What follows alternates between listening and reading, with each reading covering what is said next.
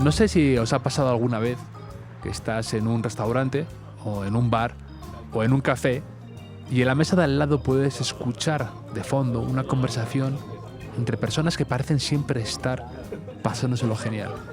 Les puedes oír hablando y riendo sobre algo que te interesa y sientes ese irrefrenable impulso por poner aún más la antena, por hacer callar al resto y de bajar la música para poder espiar mejor.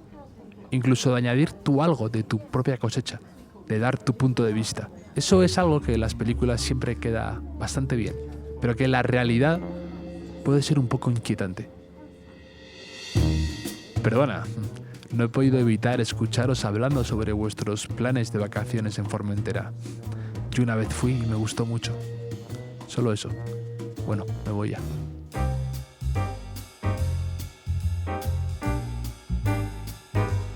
Pues para mí eso es un buen podcast.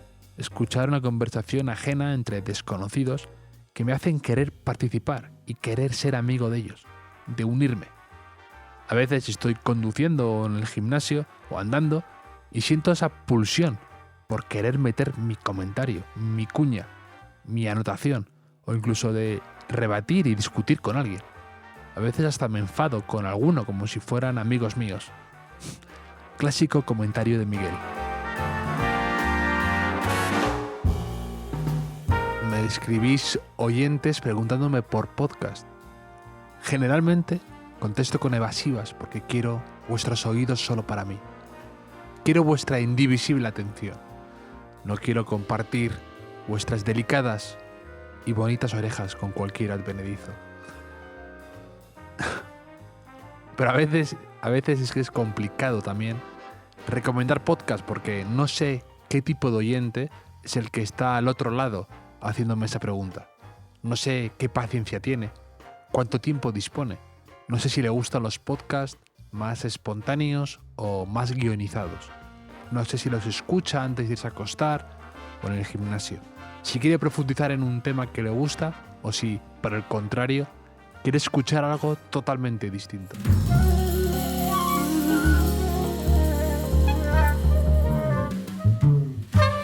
Y la gracia de un podcast precisamente es esa, que no son tan masivos y que puedes encontrar tu pequeño rincón de felicidad que a lo mejor es como tu bar favorito, ese bar que te gusta a ti sin necesidad de tener que explicar por qué al resto. A lo mejor es el ambiente, la atmósfera, la zona que te recuerda a alguien, la decoración o los habituales. Lo que sea, pero es tu bar y sabes que si se lo tienes que explicar a alguien, a lo mejor se rompe el hechizo.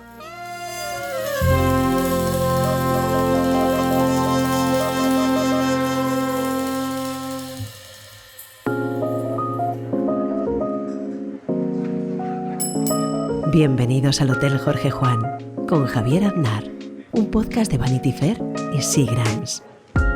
Pero hoy he traído a alguien para hablar de podcast, para hablar largo y tendido y para aprender, porque yo con ella siempre aprendo y descubro nuevas cosas.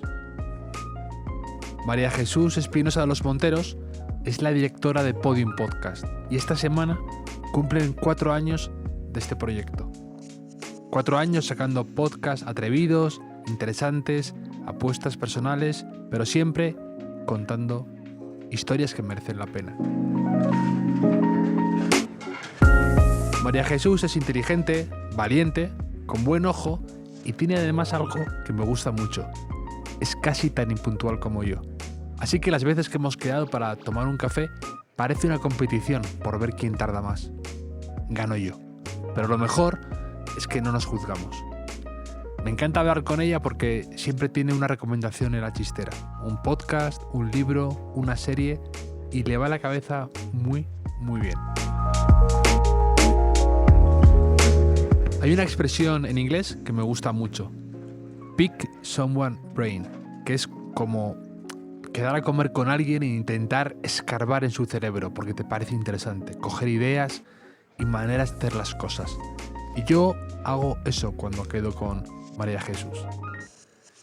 En este podcast vais a encontraros con todo tipo de recomendaciones, desde libros y películas y sobre todo podcast en español, en inglés inglés, podcast sobre cine y paseos, sobre historia, sobre periodismo, sobre crímenes sin resolver, sobre misterios, sobre flamenco, sobre country y hip hop. En definitiva, muchos podcasts. Podcast de ayer, hoy y siempre. Porque como dice la propia María Jesús, somos los podcasts que escuchamos. Así que, sin más preámbulos, nos vamos a preparar un chisporroteante Seagrams tónica y vamos a empezar a charlar con María Jesús de tantas cosas de las que quiero hablar con ella, de cómo ve el panorama, de las recomendaciones que ella haría a gente que queréis empezar un podcast y de sus recomendaciones. ¿Cómo estás, María Jesús? Muy bien, Javier, ¿y tú? Fenomenal. Me acabo de enterar de que eres doctora en cine, nada más y nada menos. Sí, la verdad es que casi toda mi formación y donde yo me formé más es en el mundo del cine. Y sí, estudié comunicación audiovisual en Valencia y luego me fui a Madrid a hacer el doctorado de historia, análisis y cinematográfico con una tesis sobre un director alemán que se llama Rainer Werner Fassbinder y sí, es verdad. Qué interesante ese recorrido, ¿no? Además, para acabar en el mundo del podcast, que de alguna manera está muy asociado a esto que mencionas que estudiaste y que hiciste, ¿no?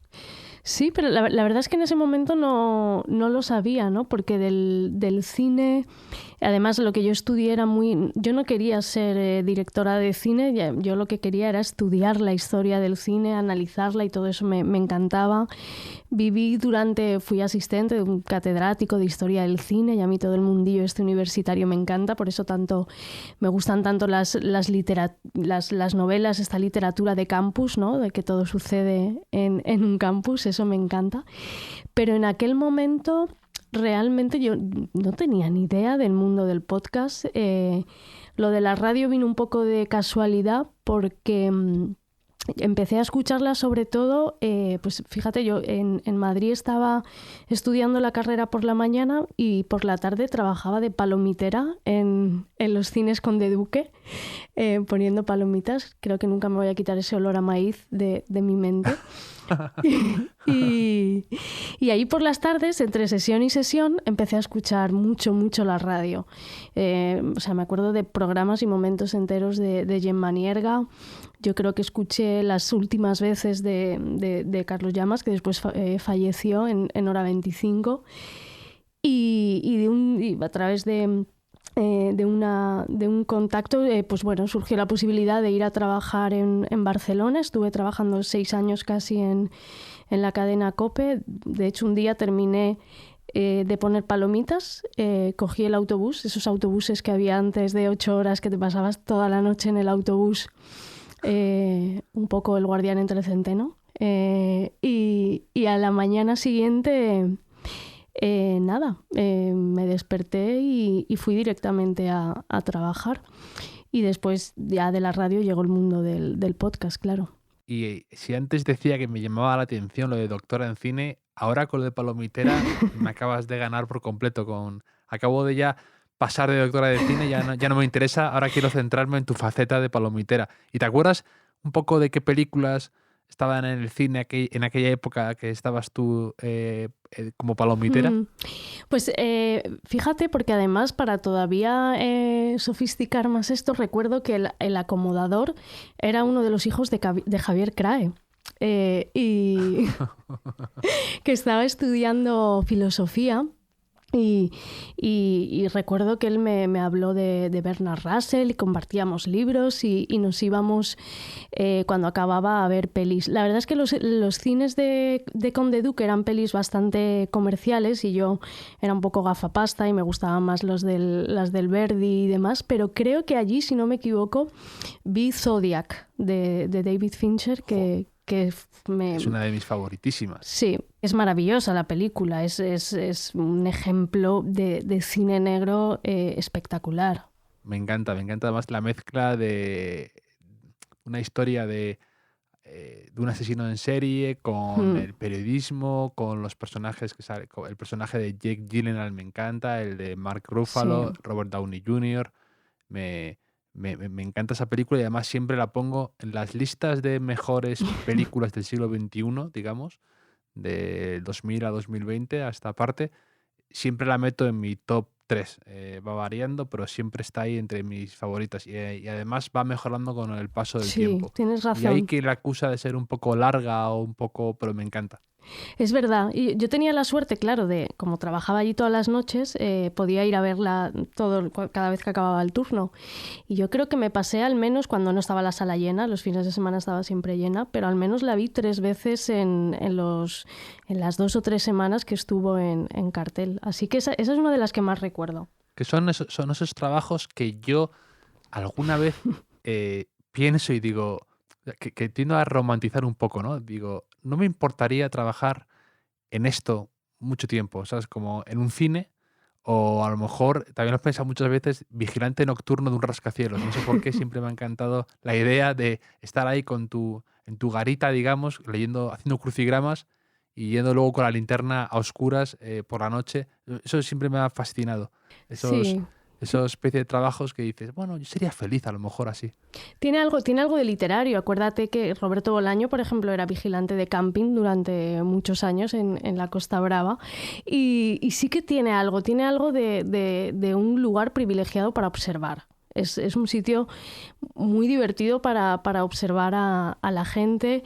Y yo tenía siempre, por eso disfruto tanto de ir al cine ahora, supongo que por todo ese tiempo que pasé en el otro lado, ¿no? Con esa ilusión con la que vas al cine. Hay algo, yo creo que de, no sé, algún tipo de temblor especial cuando estás a punto de ir a ver una peli, y eso es verdad que ahora vivimos en este momento complicado, que encima no podemos ir, pero también en esta era de la plataformización absoluta, en la que la experiencia, diría yo, casi sagrada de ir al cine se está perdiendo, y a mí eso me da pena, la verdad. A mí me encanta, no puedo estar más de acuerdo con esa lectura que haces de lo que es ese toque especial, que es difícil describirlo, pero a mí me encanta el olor de los cines, como esa mezcla entre moqueta, Coca-Cola, palomitas, que es único y especial y raro, y además como que parece como que en todos los cines del mundo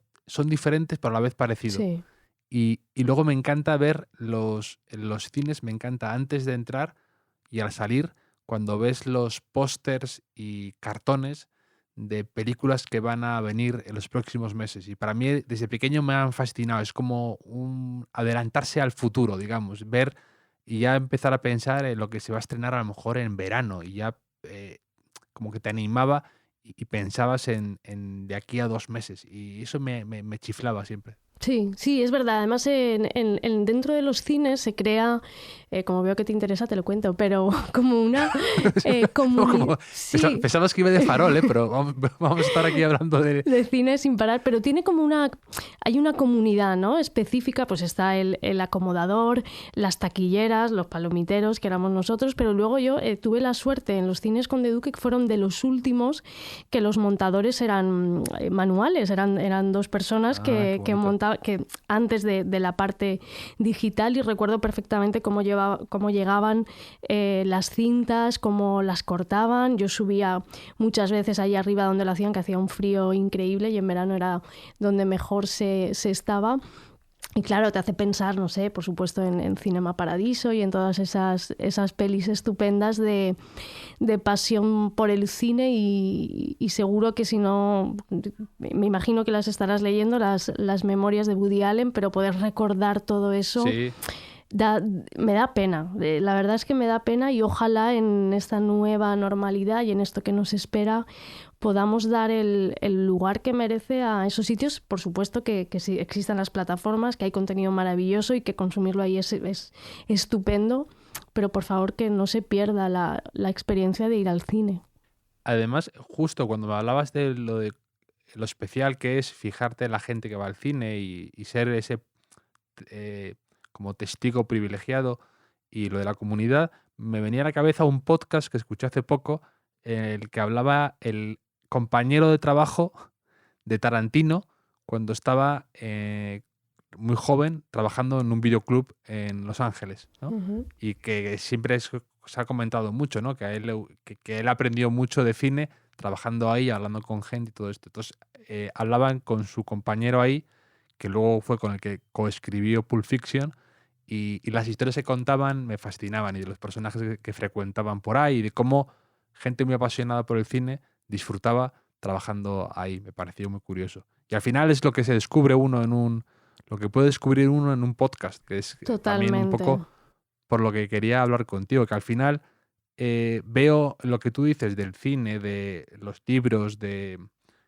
todo esto que te gusta, al final todo se resume a contar historias. Y al Totalmente. final se ha acabado como la jefaza de Podium Podcast, que es esta plataforma, esta especie de... Creáis un montón de podcasts muy interesantes de distintos temas. Además habéis sido bastante pioneros en el tema. Y quería que me contaras más. Quería también que me hablaras de con qué podcast te picó el veneno por primera vez. O sea, cómo llegaste a ese podcast y cómo acabaste luego en el mundo del podcast. Pues fíjate, yo cuando acabé mi experiencia en la radio convencional, pilló en el año 2011, 2012, sabes que se había vivido la anterior crisis económica que había sido bastante feroz con el sector periodístico. Fuimos muchos los periodistas que nos quedamos sin trabajo. Y en ese momento, con un grupo de compañeros de esa radio que también se quedaron fuera, Olga Ruiz, Carles Valdelló, Carlos Moreira, Carmen Ruiz, no quiero olvidarme de ellos porque fueron muy importantes para mí y para mi posterior trayectoria, montamos una de las primeras radios online que había, que se llamaba el Extra Radio. Por supuesto que estaba la experiencia ya antes siempre maravillosa de Radio Ambulante. Estaba también Scanner FM, es decir, había bastantes experiencias, pero bueno, fueron una de las primeras.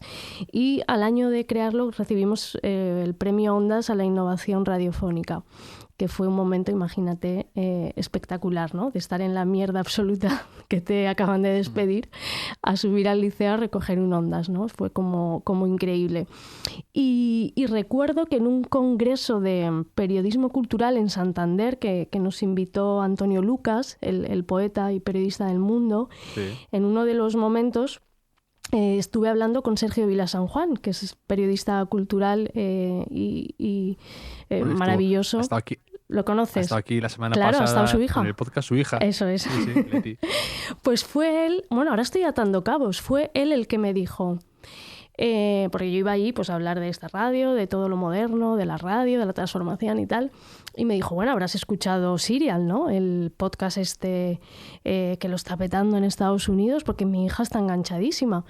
Y yo le dije, sí, y tal, pero en verdad no tenía ni idea, ¿no? Porque yo iba ahí de la que más sabía y él me dio sopas con ondas, vamos.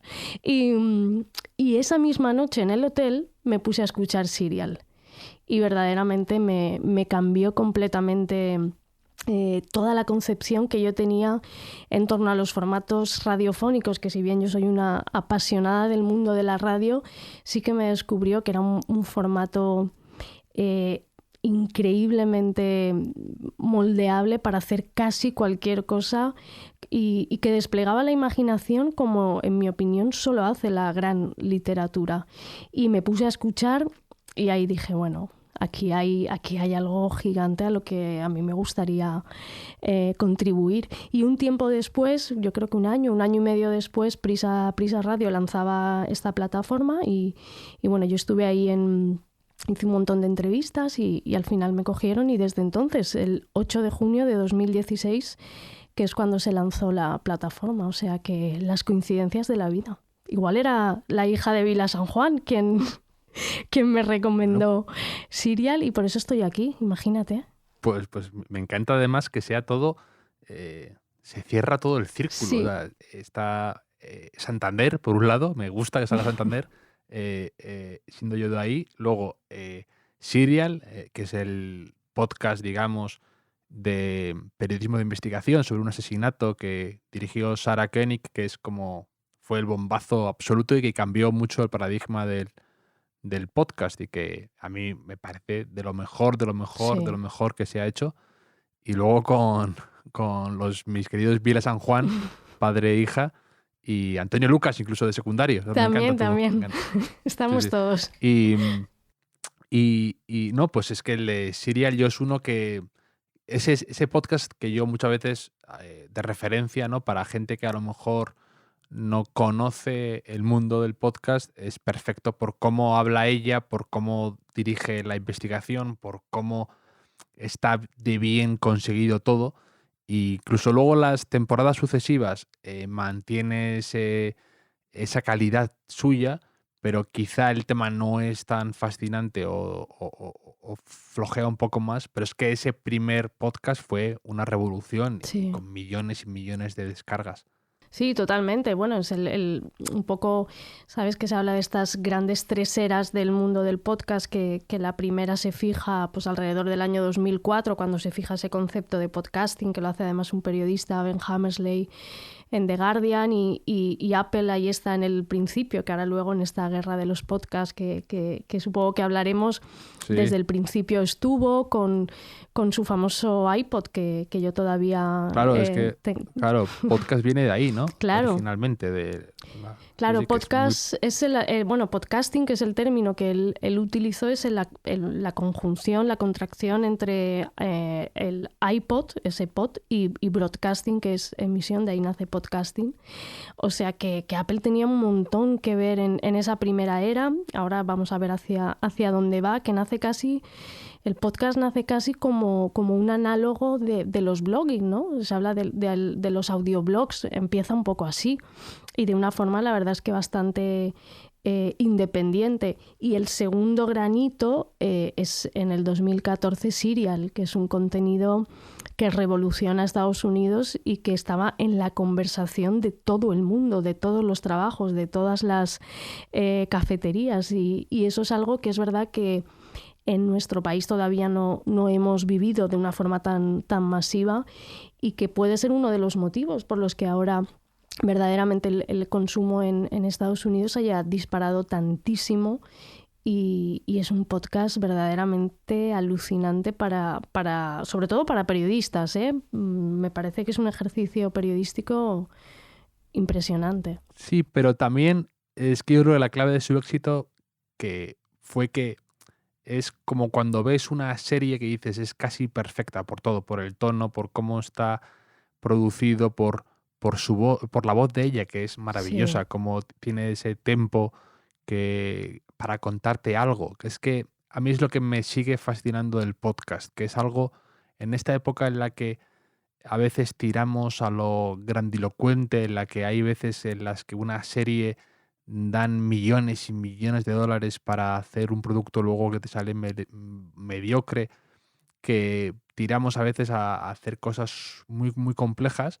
Me encanta el concepto de podcast, lo sencillo que es, lo romántico que es, el concepto de alguien contándote una historia y tú al otro lado escuchándola, y ya está, nada más. No necesitas nada, no necesitas apenas nada, ni casi te diría que nada muy sofisticado. No, totalmente. Y me encanta sin imágenes, sin nada, solo una voz al otro lado, y recuperar un poco eso, lo de contarnos las historias alrededor del fuego, ¿no? Como Sí. quien dice, eso me encanta.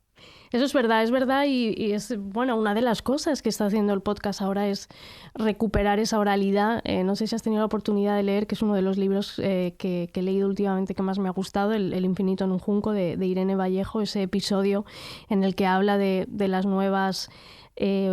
de cómo el formato podcast, audiolibro, el audio que vuelve a estar de moda, está recuperando esas oralidades que están absolutamente desde el principio de la humanidad. Y es verdad lo que dices de Serial, de la naturalidad. A mí me parece una de las cosas fundamentales para lograr un buen podcast, y creo que conecta con el siguiente podcast que yo escuché, que no sé si es uno de tus favoritos, porque nosotros hemos hablado mucho de podcast, pero creo que de este no, Revisionist History de Malcolm Gladwell, que me parece un podcast alucinante. Me encanta. Alucinante. Me encanta. Por la sencillez también. Sí, este podcast en el que digamos que él vuelve a episodios pasados, ¿no? Y los analiza, ¿no? Pero con ese estilo que tiene Malcolm Gladwell, que es único también. De hecho, mientras me hablabas antes, justo de lo de el libro de Irene Vallejo, me acordaba precisamente de Malcolm Gladwell, porque él decía hace poco que ya vende más libros casi de audiolibro en los que él habla y además los construye para que sea como un podcast, que libros normales. Y me pareció fascinante como lo contó. De hecho, él ha montado ya su propia Sí. productora de podcast y está como loco con la música. De ese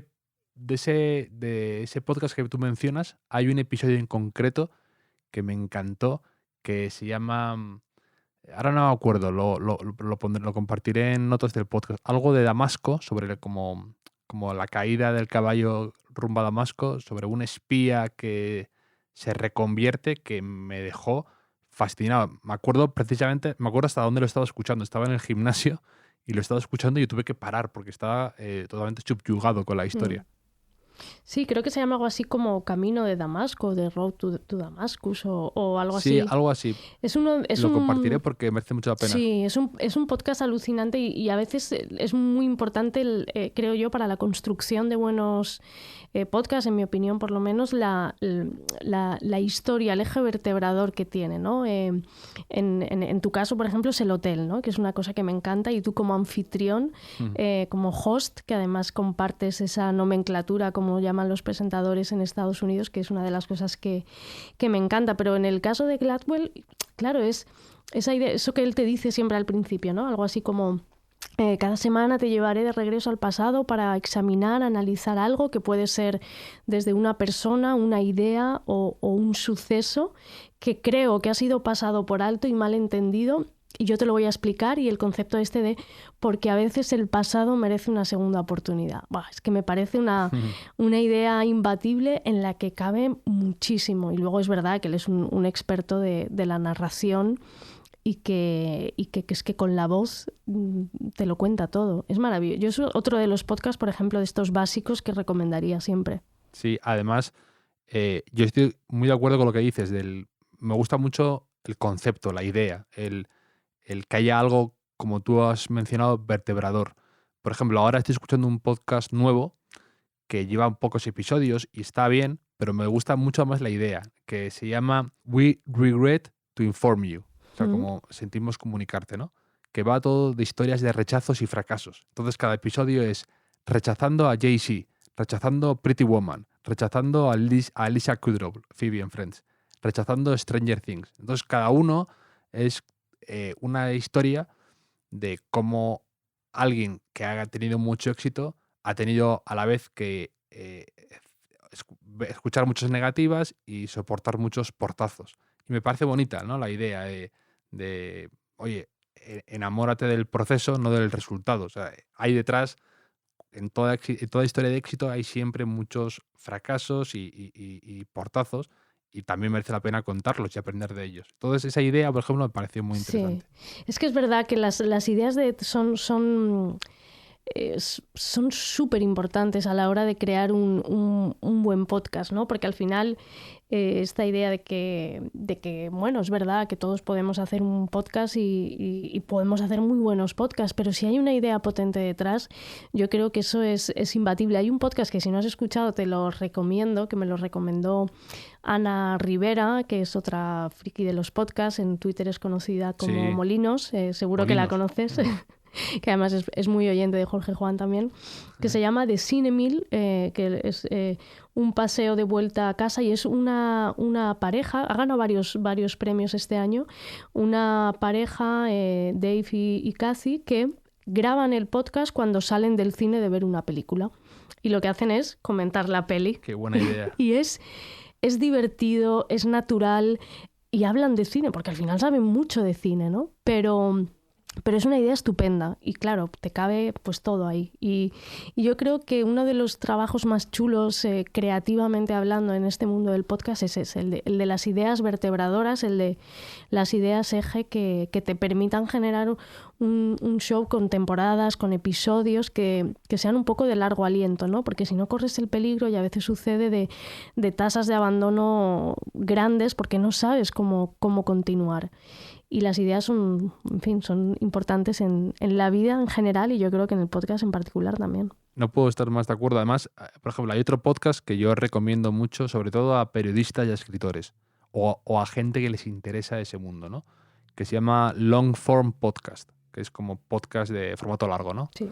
Y básicamente consiste en que hablan con escritores y periodistas que se dedican a escribir, evidentemente, y hablan con ellos de todas esas cosas pues, de lo que han aprendido, de cómo negociar un contrato, de tratar con jefes, de vender temas, de las inseguridades y los miedos a escribir un segundo libro, un tercer libro, o cómo te recuperas del éxito o cómo de un fracaso tremendo. Y en el fondo, da igual que seas un premio Pulitzer o un superventas o un recién licenciado, porque todos cada día vamos intentando averiguar cómo hacer las cosas, cómo vivir en este mundo, cómo sobrevivir, y eso es de lo que realmente va ese podcast. Eso es lo importante. No es tanto si el tema te atrae tantísimo o no, sino que en el fondo lo que une a todos los invitados y a todos los podcasts es un poco eso, ¿no? Compartir cómo vivir a fin de cuentas y cómo contar historias. Sí, estoy de acuerdo. De hecho, a mí muchas veces me parece que es muy similar a la literatura, ¿no? Hay ciertos autores a los que tú lees por el gusto de leerlos y te importa bastante poco la trama, ¿no? A mí me sucede, por lo menos, muchas veces. Y creo que en los podcasts también me pasa eso, porque aunque los podcasts y algunos géneros en concreto, pues de ficción, por ejemplo, o documentales pueden tener muchas similitudes ahora con Netflix, con HBO, yo creo que en su origen hay algo que es muy parecido a la literatura, ¿no? Con esta idea de desplegar la imaginación, de tener la mirada y las manos libres, de ese aspecto inmersivo. Y me parece que recuperar eso es importante, ¿no? Es verdad que hay podcast para todo y debe existir. Una de las características del podcast es esa hiperespecialización de poder hacer un podcast sobre ajedrez pues estupendo y para todos los fans será maravilloso, pero en estos podcasts que a lo mejor aspiran a audiencias masivas, como algunos de los que hemos estado hablando, yo creo que esa mirada atrás es fundamental.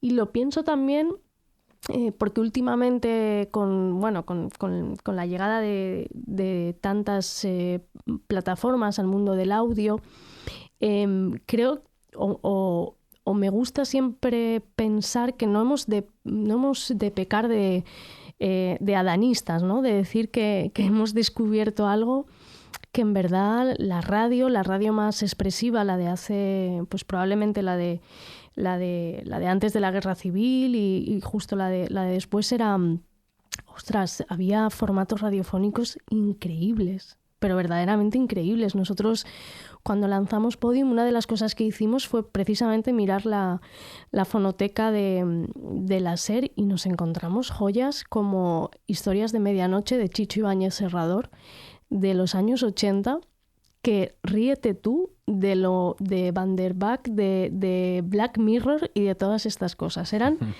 tremendamente modernos. Pero de hecho nos llamaba gente que nos decía, oye, pero ¿y esto cuándo lo estáis grabando? Y digo, no, si esto se grabó en el 86. Y está bien pensar en todas las oportunidades que el mundo del podcast nos ofrece y todo lo que se puede hacer, pero yo siempre digo que nunca hemos de subestimar el poder de la radio, ¿no? Y todo lo que, yo desde luego he aprendido en ella. Sí, vamos. La verdad es que a veces lo que dices tú, que creemos que hemos inventado esto o que es muy reciente y al final volvemos a lo de antes, que es contar algo y contarlo bien. Y que a veces a mí cuando me preguntan, me ocurre mucho con amigos que me dicen, recomiéndame podcast, así como genérico, ¿no? Y es complicado porque depende mucho de los intereses, Claro. de cada uno, muy concretos. Cada persona tiene un podcast ahí fuera esperándole que seguro que le va a parecer lo más fascinante, pero tienes también tú que mostrar un poco de interés para llegar a él, ¿no? No puedes esperar que todo te lo den hecho o que alguien de fuera te lo vaya a recomendar. Y yo siempre les digo que a veces a mí me pasa que cuando me preguntan me da un poco por los podcasts que yo escucho, a veces me da un poco de apuro porque digamos que es como mi mosaico con todos los podcasts que escucho refleja un poco como ¿Quién eres tú, todos no? mis problemas emocionales, ¿no? Es como cuando alguien hace un cuadro abstracto y dices, bueno, esto aquí a lo mejor nadie lo ve, pero yo sí veo mis problemas. O un plato de un buffet, ¿no? Que ahí mezclas todo tipo de cosas de lo más raras y dices, a mí esto me gusta, los demás a lo mejor les parece asqueroso, pero esta mezcla de salado, dulce y cosas random me gusta. A mí me pasa, tengo historias de asesinos en serie, cosas de fútbol, luego un podcast raro de economía, luego uno sobre, ¿sabes cómo funciona una caracola? Luego algo sobre construir un puente, sobre la NBA. Intento, lo que no tengo mucho sobre política, porque me satura, y sobre el COVID. Esos dos temas ya los tengo un poco Sí. apartados de mí. Es verdad que yo creo que somos los podcasts que hemos escuchado, ¿no? Un poco eso. Pero también, desde luego, yo creo que una de las cosas más interesantes del podcast es ese componente de descubrimiento, ¿no? De pensar que algo nunca te iba a interesar y de repente te descubres que sí que te interesaba porque te lo han contado de una manera que no te lo habían contado antes, ¿no? Yo siempre, con algunos compañeros con los que hemos hecho podcast, por ejemplo, bueno, también la conoces tú bien, a Silvia Cruz La Peña, que además es compañera de Vanity Fair. Ella hizo Crónicas Hondas. Eso es, hizo Crónicas Hondas, que es bueno, no es exactamente una adaptación de Crónica Honda, el libro que publicó en Libros del Cao. Yo creo que es más un añadido muy, muy interesante en otro formato. Y para una entrevista que le hice para El País, ella me decía, no, es que yo me he dado cuenta que el podcast lo que es en verdad es un género. Ella lo decía así, porque era la primera vez que hacía, podemos decir, un podcast más de autora en este caso, decía, porque yo aquí he utilizado una serie de herramientas que no utilizo nunca ni en la prensa escrita, ni en otros formatos, ni tampoco en el libro, ¿no? Entonces decía eso, y a mí me parecía interesante. El podcast no es un formato tecnológico, que por supuesto que lo es, y así nació. También o sobre todo es un género. Y no sé tú lo que piensas, pero yo cuando lo he hablado con ella, yo le daba bastante la razón. Vamos, totalmente. Yo creo que es parte de la gracia, que es una cosa única y muy difícil de tú mismo saber dónde están los límites de lo que puedes hacer y de lo que no, porque es tan creativo al mismo tiempo y tan fácil hacer cosas muy potentes que siempre vas a estar cruzando la línea, digamos, e inventando mucho el género. Vosotros sois buen ejemplo. Habéis hecho cosas como El Gran Apagón o Guerra 3, que son cosas muy creativas, que mezcláis muchas cosas distintas, que tiene un trabajazo detrás muy particular y es parte de lo muy bonito que tiene esto y que a mí también me emociona mucho, digamos, el saber que puedo hacer distintas cosas, que puedo reinventar.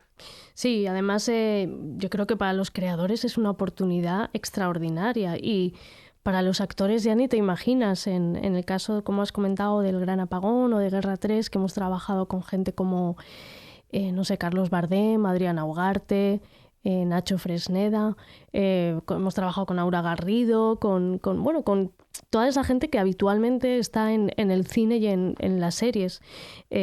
Todas esas series que dirige Ana Alonso, que es nuestra responsable de ficción y de verdad una de las personas, yo digo de verdad, del mundo que mejor domina la ficción sonora.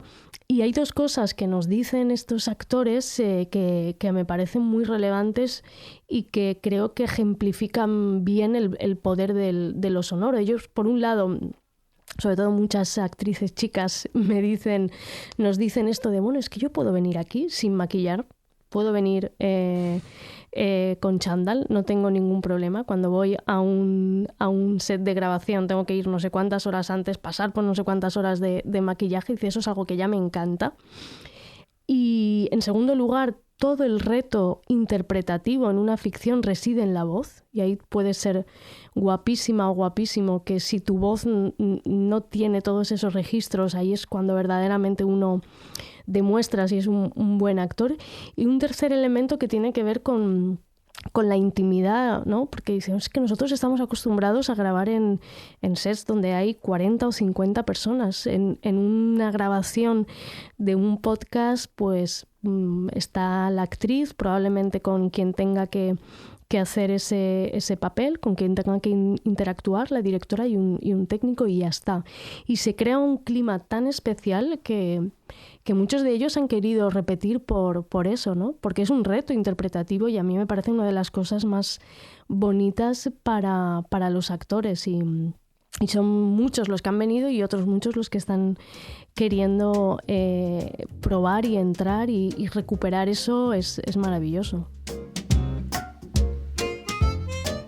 Una pequeña pausa en el camino para cambiarnos los hielos de las copas y ponernos un nuevo burbujeante y refrescante y, sí, chisporroteante Seagram's tónica, para recordaros que podéis ver todas las recomendaciones que está haciendo María Jesús en las notas del podcast. Ahí estarán todas las anotaciones con sus correspondientes links para que podáis ir directos a la fuente en cuestión. Libros, películas, podcast, todo estará ahí a golpe de clic. Y nada más, ahora seguimos charlando con María Jesús y escuchando todo lo que nos tiene que decir sobre el mundo podcast y todo lo que está por venir y por escuchar. Hasta ahora. Y hablando un poco de el reto que supone a veces los podcasts, que cómo están revolucionando mucho el panorama también a la hora en periodismo, en comunicación. Una prueba de ello es que ahora estamos un poco inmersos en lo que mucha gente ha bautizado como las guerras del podcast, las podcast wars, porque por lo visto ha empezado a haber como movimientos sísmicos desde hace poco tiempo, muy particulares, que dentro del mundillo del periodismo y de la comunicación están causando mucho revuelo. Por ejemplo, hace nada hubo este movimiento de que Spotify alcanzó un acuerdo con la gran estrella del podcast, que es Joe Rogan, que tiene millones y millones de oyentes, para tener en exclusiva a final de año ese contenido, y por un dineral que lo leo y me mareo. Y entonces hay como mucho movimiento ahora de Spotify, Apple, Audible llega ahora con Amazon, y qué va a pasar. Y quería preguntarte tú, como experta, ¿cómo ves el panorama y qué te parece todo esto? Bueno, a mí me parece que es apasionante, la verdad. Para todos los que nos gusta este mundo, pues es muy interesante. El negocio de los podcasts está creciendo increíblemente, pero evidentemente si lo comparas con otras industrias no es tan potente, y desde luego pues todavía en España yo veo complicado que alguien pague $100 millones como le han pagado a Joe Rogan por llevarse su podcast en exclusiva. Pero sin duda... Perdona, el otro día leí que le escuchaban un 8% de todos los canadienses cada mes. Claro, lo vi en una newsletter. Un 8% de todos los canadienses, solamente de Canadá. O sea, no, es alucinante, es alucinante. Los datos de Joe Rogan son, si no me equivoco, 190 millones de escuchas al mes.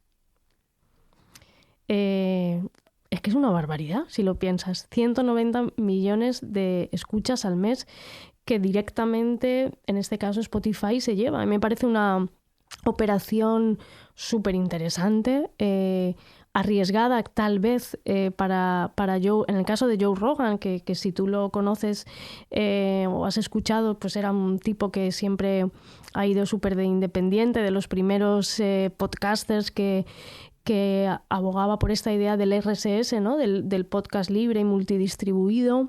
Y ahora, claro, a ver, uno entiende que si te hacen una oferta así, pues es complicado rechazarla. Va a ser muy interesante ver si realmente todos esos oyentes se van con él o no se van o no se van con él. Y si se arrepiente o no se arrepiente. En mi opinión está en una posición inmejorable para probar y si se arrepiente pues tiene tan fácil como volver atrás y hacer lo que estaba haciendo antes. Pero es verdad que estamos viviendo un momento muy, muy apasionante en el mundo del audio y del podcast en particular. El otro día durante el confinamiento hablé con Caitlin Prest, que es la autora de un podcast, de un par de podcasts, es canadiense también, que me encantan. No sé si has escuchado The Heart y The Shadows. Sí.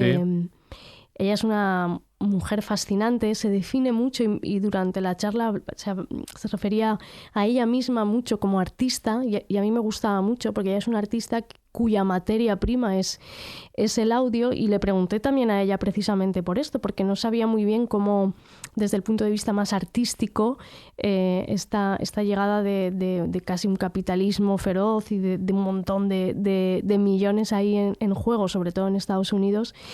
Y ella me decía algo que a mí me gustaba, ¿no? Porque, primero me decía que es difícil ser artista porque como artista lo que intentas hacer es convencer a la gente de que te pague por algo que hagas que tú misma sabes que en última instancia no será muy rentable, ¿no? Entonces, ella decía eso, pero también me ponía el ejemplo de David Lynch y Twin Peaks, ¿no? La última temporada, como él, aunque es un artista, pero es un tipo súper influyente, ha conseguido presionar a la cadena de televisión para que algunos de sus episodios sean directamente piezas de audioarte que en cualquier otro que en cualquier otro canal de televisión difícilmente tendría cabida. Y ella decía que hace 10 o 12 años, cuando ella empezó, había tanta escasez en términos de buenos trabajos que era imposible a veces dar luz verde a determinados proyectos,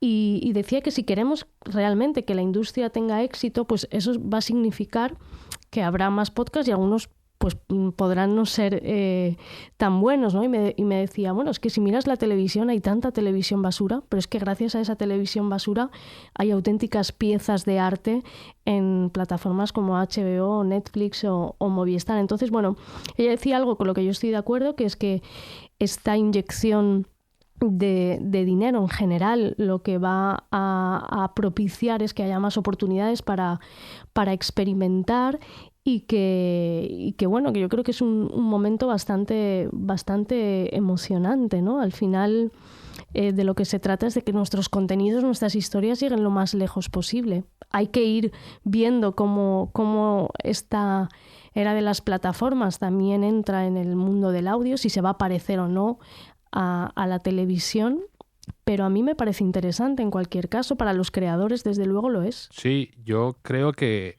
yo soy partidario siempre de que la competencia es buena y estimula el crecimiento, siempre y cuando sea en términos justos, digamos.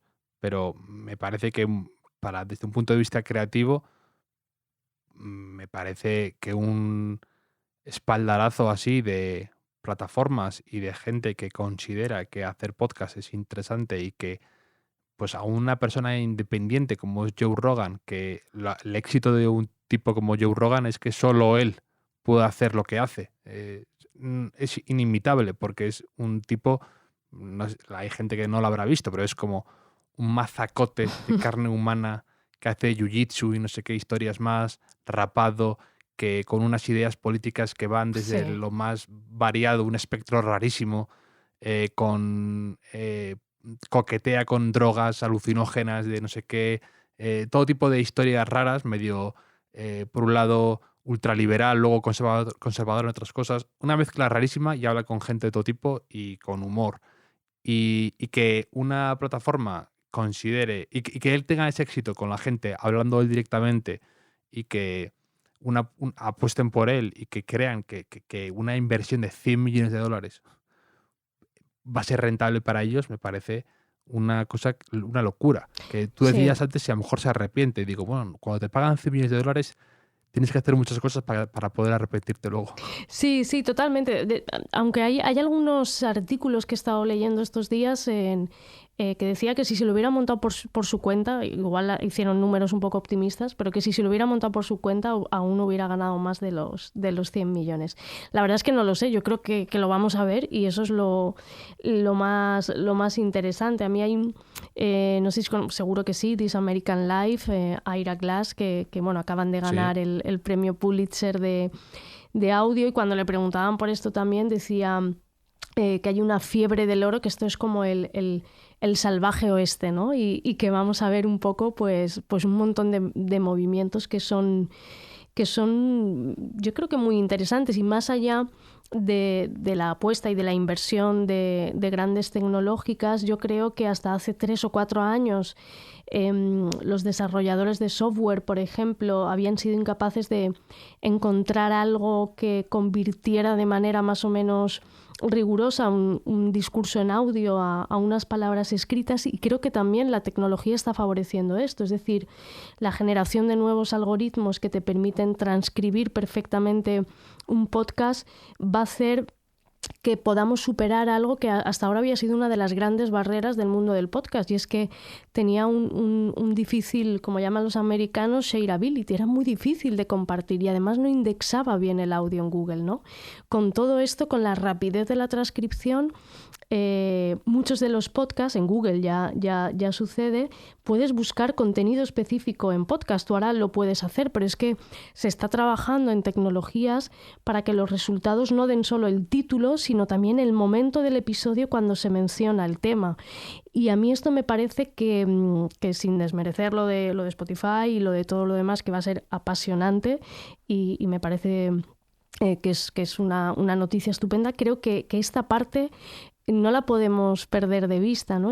Va a ser mucho más fácil encontrar un podcast, con lo cual para los anunciantes, y estamos en un podcast de marca como es este, es fundamental, porque todo el tema de los branded podcasts es otro mundo que yo creo que es muy, muy interesante para los creativos de publicidad, pero también para los creativos del mundo de la radio y del audio de toda la vida. Sí, porque yo creo además que uno de los principales escollos que ha tenido, al menos aquí en España, el podcast, es que es ese gran desconocido por alguna razón que desconozco. Hay algo ahí, mucha gente no sabe que tiene en el iPhone la app ya bajada por sistema, no conocen eso, te metes y es un poco confuso cómo está distribuido o cómo encuentras un podcast o el concepto de los programas, cómo están ordenados, te desaparecen algunos podcasts cuando ya los has escuchado. Es todo desde un punto de vista visual o desde un punto de vista de una estructura clara. Eso a veces es lo que yo creo que al podcast todavía le falla o es un obstáculo para mucha gente. Pero lo que dices tú, por supuesto, va a ser un gran avance. Yo, de hecho, estaba pensando en cuando tengo que hacer, por ejemplo, transcripciones de entrevistas, que me parece un auténtico infierno. Digo, pues ya de pasar de oral a escrito, tener que escribirlas y manualmente, pues con esto, si se perfecciona el mecanismo, pues sería para mí un adelanto. Luego a lo mejor me quedo en el paro, por otro lado, por el tema de escribir, pero bueno, esto va compensándose. Sí, es verdad. Yo siempre digo, ¿cómo es posible que haya inteligencias artificiales, que puedas hablar con una peluquería siendo un robot y no haya una buena aplicación de transcripción de entrevistas, que para los periodistas sería algo maravilloso? Yo creo que lo hacen casi adrede. Pero es verdad lo que decíamos, y creo que también hay dos grandes mundos, ¿no? Al final, empresas como, creo yo, como Spotify o como Netflix, por ejemplo, que son ejemplos de enorme éxito, al final creo que no hemos de perder de vista que son empresas de datos que hacen contenidos. Empezaron así, el famoso algoritmo. Pero por el contrario, hay otras empresas que yo creo que podrían ser un HBO o el New York Times, que son empresas establecidas, muy establecidas, son gigantes marcas que han puesto el foco en la tecnología, pero sin perder ese factor fundamental que es la marca, la credibilidad, el rigor.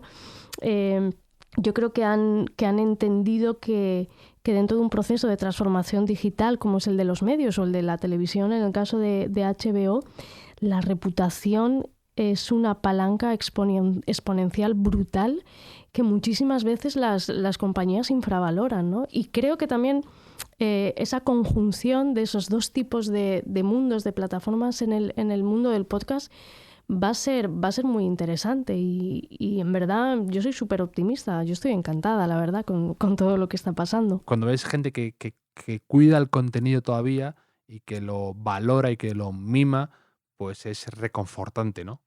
Ojo, que yo no digo que estas empresas, porque yo creo que no estaríamos diciendo la verdad, porque hemos podido ver la última peli de Scorsese o hemos podido ver Roma gracias a Netflix, ¿eh? O sea, yo ni mucho menos creo que el algoritmo soy un grandísimo defensor totalmente de lo que hace para el cine y la televisión. Sí, Netflix, ¿no? Y hay cosas maravillosas, pero es verdad que esa figura, por ejemplo, de director editorial que tiene Jaume Ripoll en Filmin, no existe en otras plataformas. O hablabas de esa campaña, pero hace poco también estaba la campaña de HBO que me encantaba, que decía nada te va a recomendar mejor que un humano.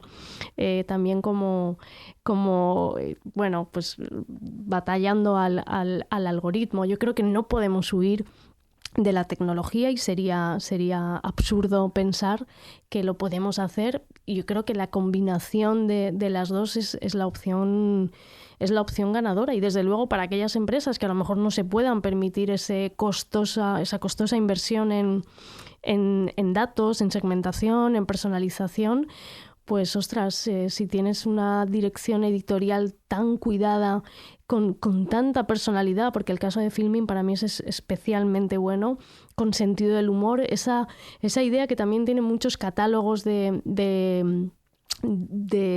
editoriales, ¿no? Son casi esta idea de que tú puedes dialogar con ese catálogo, ¿no? Hay una serie de autores, tú dialogas con el editor que hay detrás, y eso me parece que no se debe perder en pro de un algoritmo que nos facilita muchísimo, que nos acelera el tiempo, pero como dices tú, que no se nos vaya demasiado de las manos, ¿no?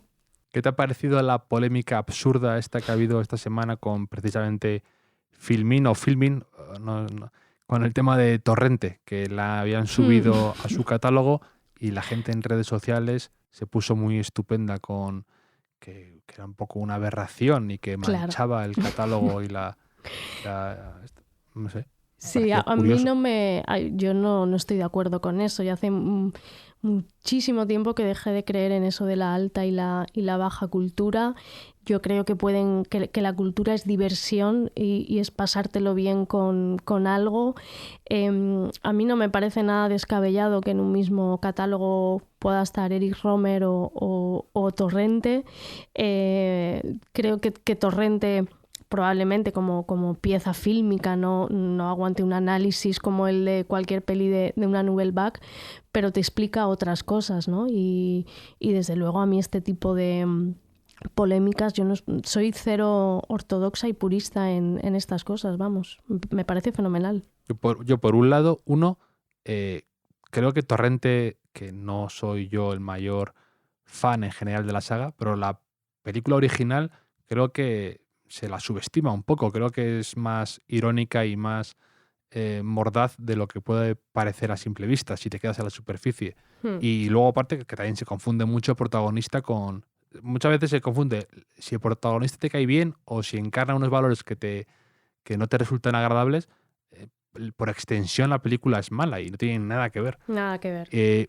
Y luego, dos, es que Filmin, yo creo que precisamente lo que a veces hace falta es un poco más de esto, porque a veces yo voy a buscar una película y digo, esta es imposible, me da esta vergüenza teclear esta película y que el algoritmo me cace de Filmin que estoy viendo esto, cuando tienen su catálogo tan lleno de joyas y de películas de culto y desconocidas, y algo demasiado mainstream o demasiado popular a veces hasta me da pudor teclearlo, y a veces hace falta también un poco de esto por llegar a más gente y porque sí.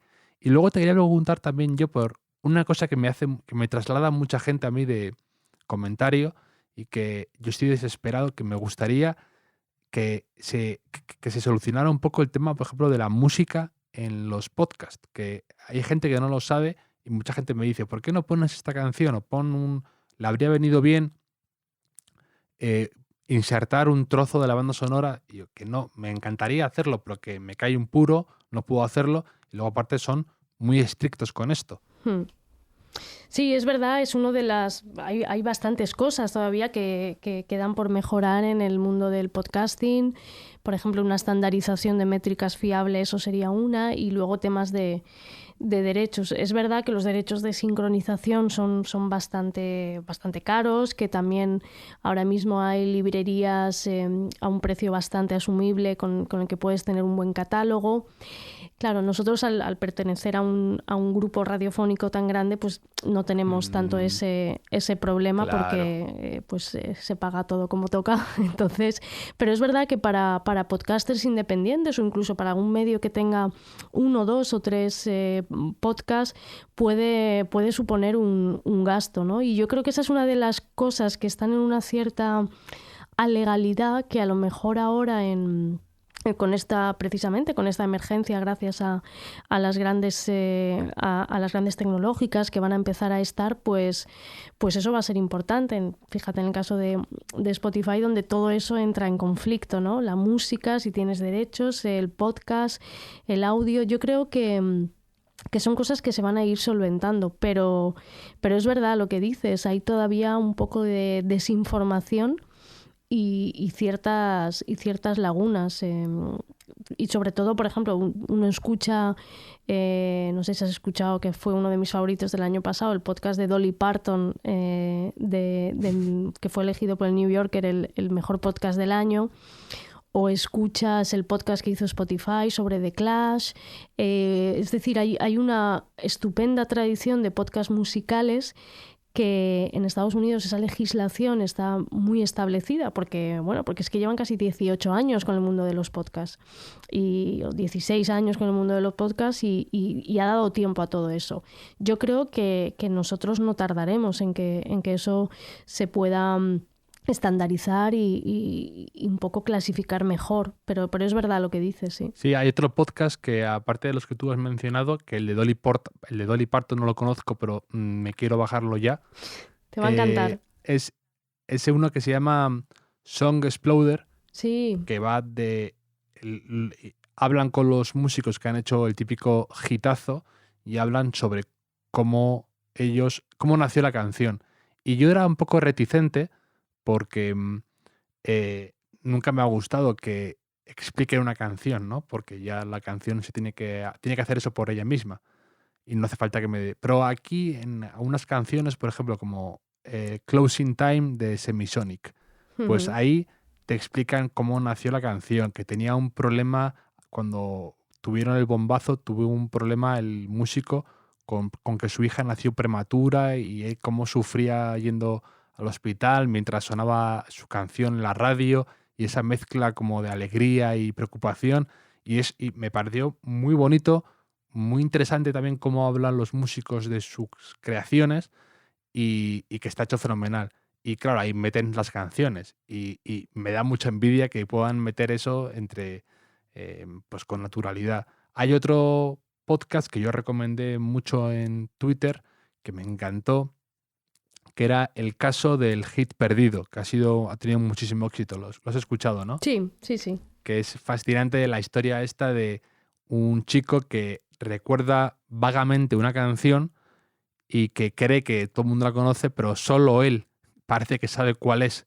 Y no está en ningún lado, ni en Spotify, ni en YouTube, ni nada. Entonces es la búsqueda de esa canción que él cree que la gente piensa que está loco, pero al final es el proceso, lo bonito, ¿no? De cómo llega ahí y cómo da con esa canción al final. Sí, la verdad es que todo el mundo de los podcasts musicales yo creo que tiene un camino muy bonito también porque hay pocas cosas que generen más comunidad, que sean más tribales que la música, ¿no? Y ahí hay experimentos. Yo he escuchado, hay 2 que me gustan especialmente bueno, hay 3. Uno se llama Disgraceland, no sé si lo has escuchado. No. Es de iHeartRadio. Y es una mezcla, fíjate, de cosas que yo creo que a ti te gustan, porque es el true crime, la música, la ficción y el humor negro, ¿no? Entonces te empiezan a explicar, es una serie, creo que sale cada 2 semanas, y entonces lo que te cuentan son, pues... todas, por ejemplo, hay un episodio de Led Zeppelin, la banda más grande del planeta, en cuyo nacimiento musical hubo de todo: peleas violentas, accidentes de automóvil, cocaína, rituales sexuales satánicos. Pero de repente otra historia es la historia de amor y odio de Kurt Cobain y Courtney Love. O el episodio dedicado a Jerry Lee Lewis, porque se supone que... esto es un poco, yo no lo sabía, que la quinta esposa de Jerry llamó a su madre la noche antes de morir para decirle que estaba pensando dejar a Jerry. Y al día siguiente, luego llamó otra vez. En medio de esa conversación el teléfono se cortó y al día siguiente la mujer fue hallada muerta, ¿no? Su cuerpo tenía hematomas, tenía sangre debajo de las uñas, había una serie de sospechosos arañazos en las manos de Jerry, pero la muerte fue considerada como un accidente, ¿no? Pues es todo ese tipo de es como las cosas más desgraciadas que les han pasado a los grandes músicos. Ese te lo recomiendo un montón. Luego de Gimlet Media, Mogul, que no sé si lo has escuchado, que es la historia del hip hop. Sí. A mí muy bueno. No soy muy de hip hop, pero la verdad es que todo lo que hace Gimlet me encanta. Soy ultra fan de Gimlet Media. Y, bueno, Gimlet Media, que lo ha comprado también sí. Spotify por un dineral sí. Ilegal casi. Sí. Y de hecho en Gimlet estaba el podcast que yo diría que es mi favorito de todos los tiempos, que es Mystery Show, que era de Starley Klein, que contaba, solo son 6 capítulos, y en cada uno contaba un pequeño misterio, pero un misterio cotidiano, ¿no? Que era a veces cosas un poco hasta absurdas, que nadie sabe cuál es la altura real de Jake Gyllenhaal. Entonces iban por ahí hasta averiguarlo. Luego otro misterio era una escritora que no había vendido nada de libros, nada, que ya casi había dejado su profesión. Un día está viendo una revista del corazón y se encuentra a Britney Spears saliendo de un restaurante con su libro en la mano. ¿Cómo ha llegado hasta ella? Si solo vendí 20 libros, ¿cómo ha pasado esto? Y son estas pequeñas investigaciones, y lo que te decía antes, por el camino es lo interesante, el recorrido. Y ya no hubo más. Y eso lo tengo muy metido en el corazón, ese podcast. Sí, la verdad es que para mí Gimlet Media que lo compró Spotify, creo que por unos 230 millones de dólares, que tampoco está mal. Y ahora todos los shows que hacen... Hay años que no lo gano yo eso. No... y vidas, ¿no? Pero hace cosas increíbles, ¿no? Yo cuando me dicen, ostras, Podium, ¿qué te gustaría que fuera? Digo, pues a mí me gustaría que fuera, aspiramos desde nuestra humildad y también con nuestra situación, un Gimlet Media, ¿no? Que es sinónimo de calidad en cada una de las cosas que hace.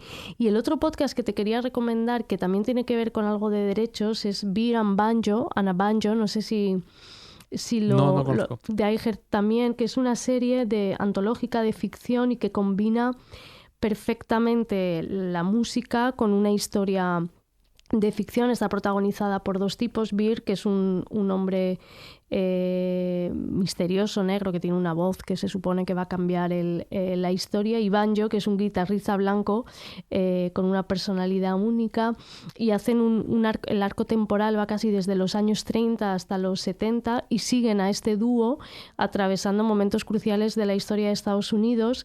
Dennis Quaid es el narrador del podcast, que tiene una voz inconmensurable, o sea, es maravilloso. Interpreta al Dr. Q, que es el que ayuda a descubrir estos relatos perdidos. Y una de las cosas que dijo el creador del podcast es que, como los derechos de publicación y de distribución eran tan caros, decidieron crear ellos las canciones originales, y son temas compuestos por The Jingle Punks, y es, me parece que es uno de los podcasts más chulos del año pasado.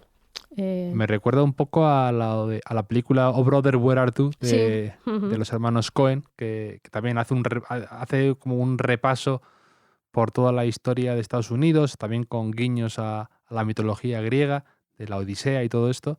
Y pues lo escucharé todas tus recomendaciones con mucho interés, que tú siempre me has descubierto grandes cosas. También lo haces en tu blog, en El País, donde recomiendas podcasts buenos e incluso a veces el mío. Sí, Y incluso. incluso.